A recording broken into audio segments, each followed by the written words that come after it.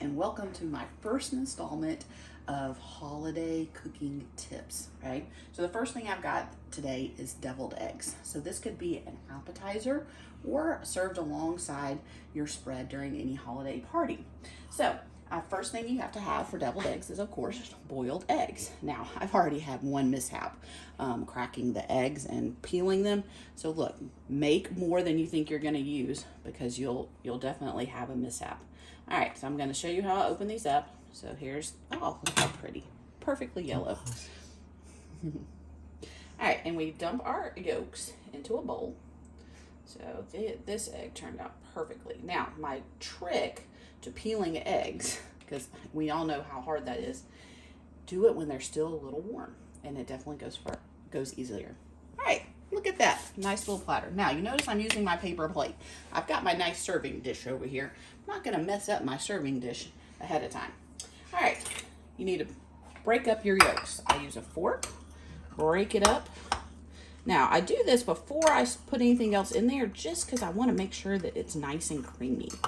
Now, there are so many different variations of deviled eggs. I'm sure you have a family recipe. I would love to hear what you have. So comment, leave me a comment, tell me what you put in yours. Oh, first thing I forgot. I always season my egg whites because, you know, egg whites don't have much flavor. So get a good little crack of salt because it just adds, I think it adds a little bit to that. All right, so I've got that. I've got my eggs, yolks already done. And then you just need a couple of dollops of mayonnaise, whatever mayonnaise you like. Now, this recipe is so versatile. You really don't have to measure. Literally, you just put enough in there to make it creamy. Or if you want to use another kind of topping, that's fine. All right, some good old-fashioned yellow mustard, a couple of squirts of that. So that is usually a traditional thing in deviled eggs. Now, for mine, I add a little bit of spicy brown mustard. You can use Dijon mustard or anything that you like. I think this adds a little kick to it. Ooh, that's a lot. That'll be good. And then, of course, you need relish. Now, I use dill relish. If my mom were making this recipe, she would use the sweet relish. Use whatever you like. I personally enjoy the dill a lot better.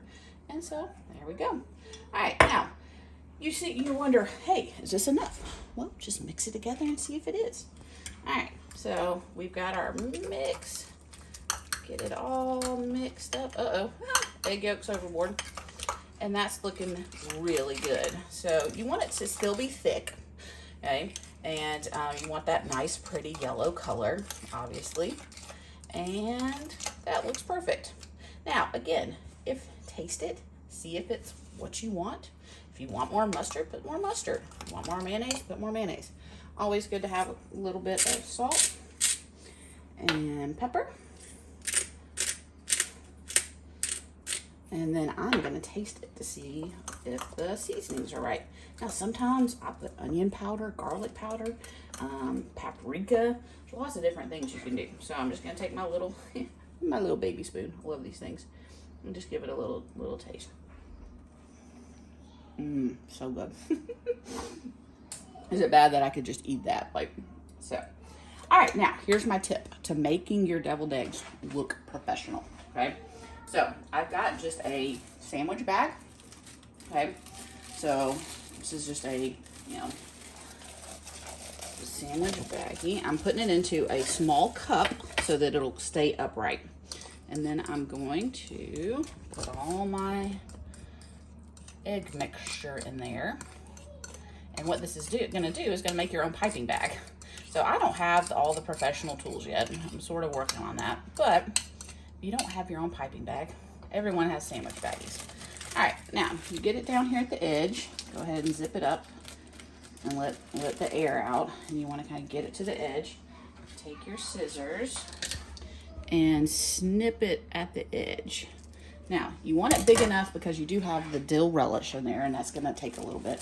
And you do want it big enough so that, it's already coming out, so that you can pipe it. So then you're literally going to fill your deviled eggs. And look at that. And it will look so fancy. And everyone will be like, what did you do? And you say, well, I'm an expert. All right, a little bit more. Fill it up. And there you go, deviled eggs. All right, now lots of garnishes ideas. You can put olives, which I've done before, some smoked paprika, or just another little bit of salt and pepper. Now, I'm doing all of this on my paper plate so I don't get my serving dish messed up. So line your eggs, do whatever your pretty serving dish has. I actually have one that's made for deviled eggs, but it holds like 24 of them. So if I'm doing that on Thanksgiving Day, I would use that one. All right, and ta-da, there we go. Deviled eggs. You look like an expert.